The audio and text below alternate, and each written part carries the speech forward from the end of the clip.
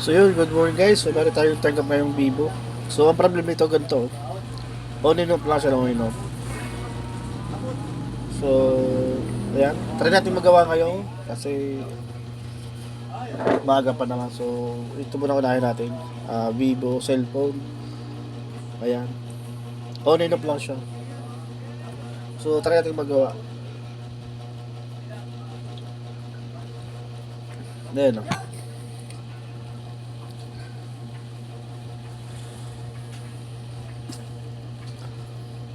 So, patay naman siya. Tapos mabubuhay naman siya. So, good naman yung switch niya.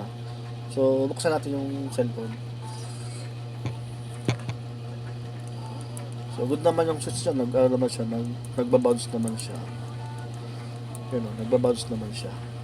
Pero, ang problema, on and off.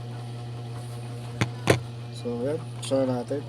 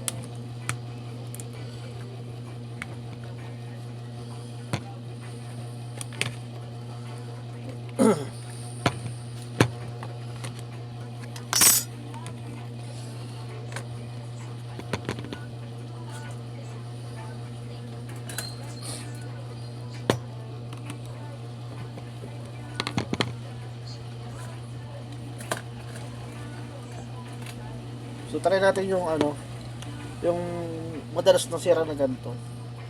Kasi dati, akala natin sira na yung battery mo. Pero tayo gagawin ngayon, pamamaraan. Kasi dati, ganito ginagawa din natin. Pag ganito, pag on and off, sabihin natin battery. Pero sa ganitong good pa naman battery nito. Patingin ko. Tapos isa pa, sabihin nila yung programa kailangan na i-reformat o restore. Pero try natin kung tama yung nasa isip ko. Tanggalin ko na yung battery tapos ito.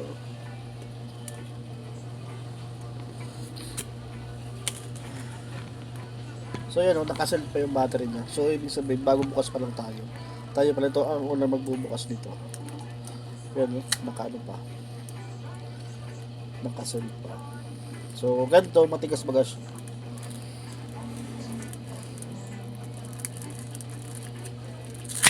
Yun, tigas. So yun, unang tayo nakabukas dito. First time natin mabuksan to. Ngayon, check natin yung sa may battery dito.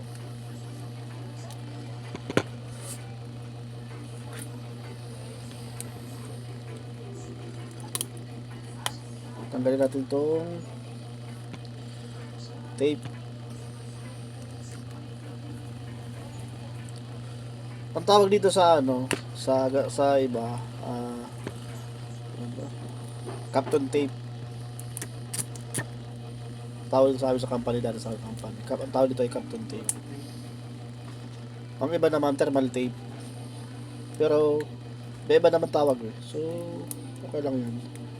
Pero sa company dati, ang tawag naman dito ay Kapton tape. So yung tawag ng mga Japanese dati sa amin eh. Kapton tape yung tawag ng mga Japanese. Pero sa atin dito, thermal tape. So check natin. Meron tayo ditong titignan sa battery dito. Isang part lang.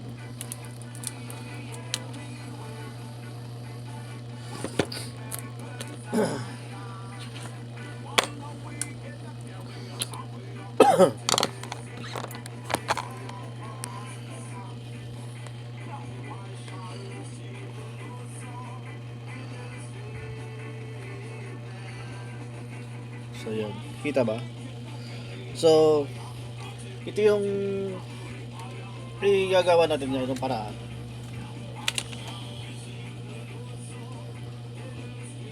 So, ang ginagawa natin ngayon ay Vivo cellphone ha. On and off siya. Good naman yung switch niya. And then, yung battery. So, ito, kita mo to. Kita nyo yan. So, yung tawag dyan ay fuse. So, pag tinister mo siya,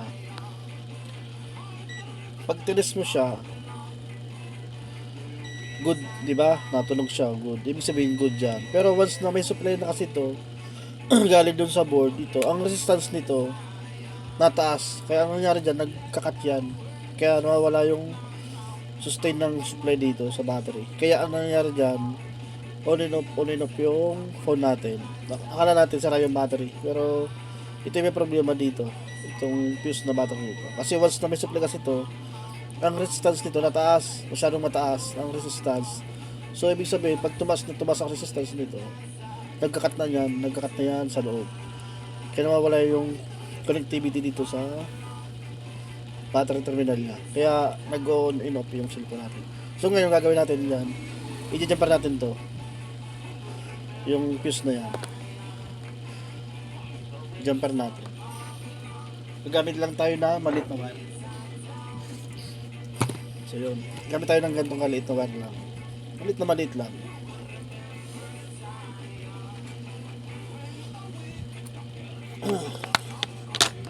Kasi ako rin dati minsan, akala ko, sira yung battery niyan. Akala ko, kailangan ng palitan o ano. Yung pala, ang problema pala niyan yung fuse. Kasi once na nagka-supply yan, nag-over ang resistance, nataas masyadong resistance. Pag matas ang ang resistance, ang tendency niyan magkakat na yung connection sa loob. Pero pag tester mo siya sa tester, good yan kasi may buzzer mode. Ibig sabihin good yung connectivity niya kasi nagbabuzzer mode nga siya. Pero pag may supply na yan, doon naman sa magkakaproblema. Nag-auto cut yan sa loob. Kaya yung connectivity nawawala doon sa battery terminal niya. Yun, hindi natin naman.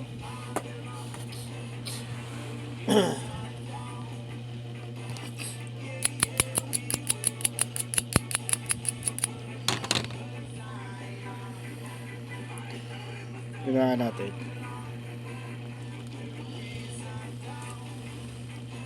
Tapos after nito, check natin kung yung problem na ba on and off, hindi na sa mga hindi na sa ganun ulit.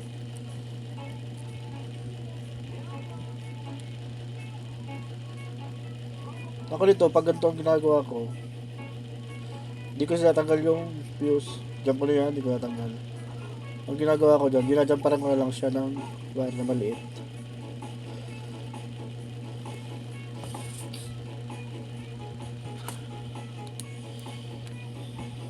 Ito yung panjampar natin na wire na maliit.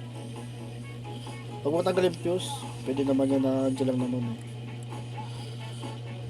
Pero kung choice yung tanggalin, pwede naman tanggalin. Pero kung hindi naman sa nakakaabala sa huwag mo na tanggalin.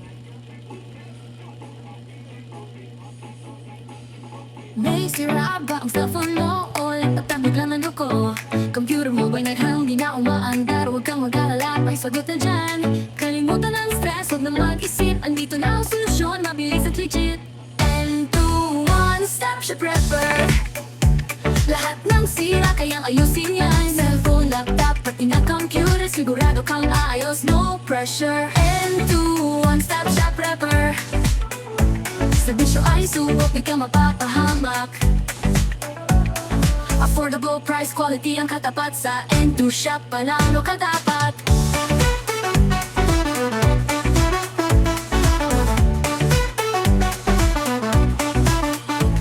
May parts din kami at accessories pa. Screen protector, charger, kompleto na. Kung gusto mong tipid pero maasahan, sa N2 ka na, huwag nang pagdudahan. Kahit anong brand, kahit anong model, ibigay mo lang ayos agad yan sigurado. Expert technician, garantisado. Ang gadget mo'y parang bago.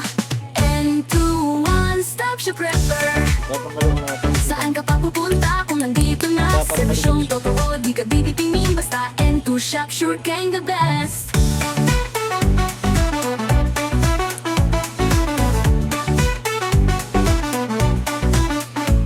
Kalimutan, alimutan, alimutan, alimutan, alimutan, alimutan, alimutan, alimutan. N2-1, stop siya prepper. Lahat ng sira kayang ayusin yan. Cellphone lahat na dapat di na ang computer. Sigurado kang aayos, no pressure. N2-1, stop siya prepper. Lahat ng sira kayang ayusin yan. Cellphone lahat na dapat di na ang computer. Sigurado kang aayos, no pressure. N2-1, stop siya prepper. Serbisyo ay supot, di ka mapapahamak. Affordable price, quality ang katapat. Sa N2 Shop, panalo ka dapat. May parts din kami, accessories pa, screen protector, charger, kompleto na. Oh, kung gusto mong tipid pero maasahan, sa N2 ka na, huwag nang pantudahan. Kahit anong brand, kahit anong model, ibigay mo lang ayos agad dyan sigurado. Affordable price, quality ang katapat. Sa N2 Shop, panalo ka dapat.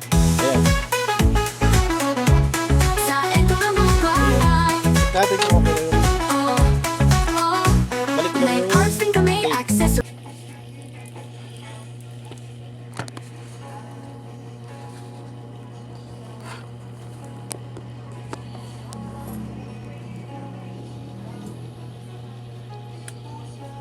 So, balik natin yung cellphone kung hindi na ba siya mag-on yun, no?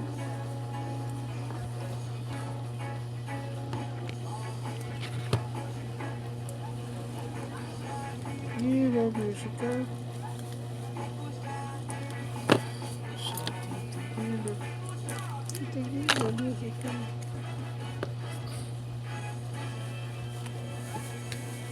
Tapos ka na, boy?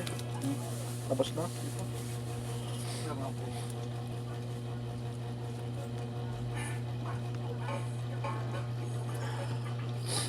Ayan, nabalik ko na yung battery sa cellphone. Check natin kung mag-on na pa siya. Reload natin.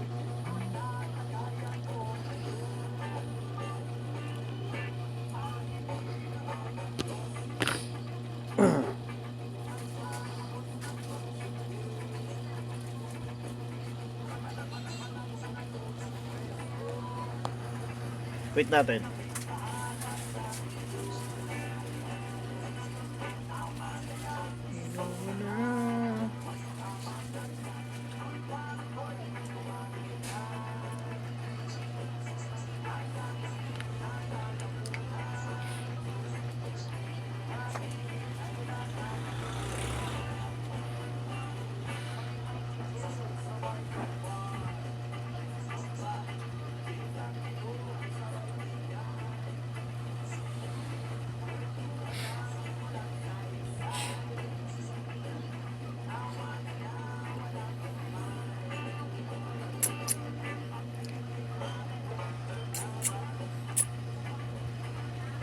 Tuloy pa rin ang inuman.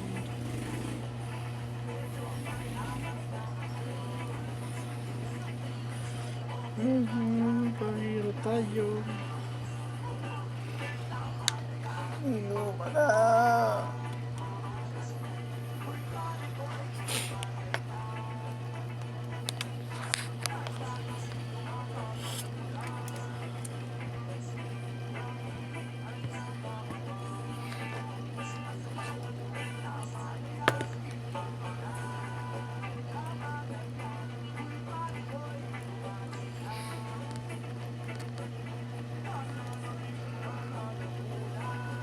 Ayan, no?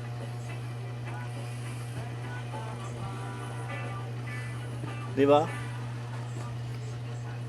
Hindi na sila nag-on and off.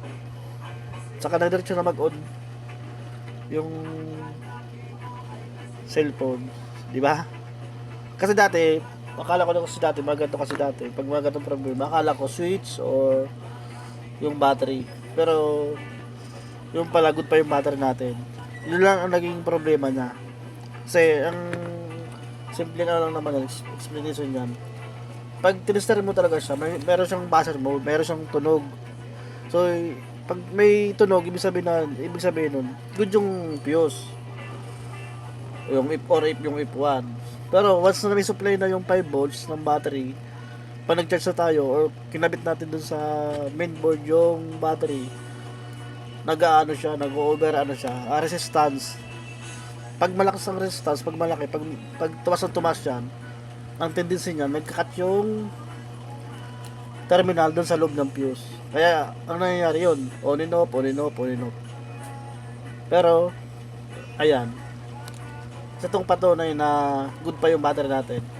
Tapos, ang problema natin ay yung F1 lang siya. So, another idea. And saka, mabilis na trabaho lang. Okay? Goods? Thank you mga loads. Isang repair naman tayo ngayong umaga. Thank you.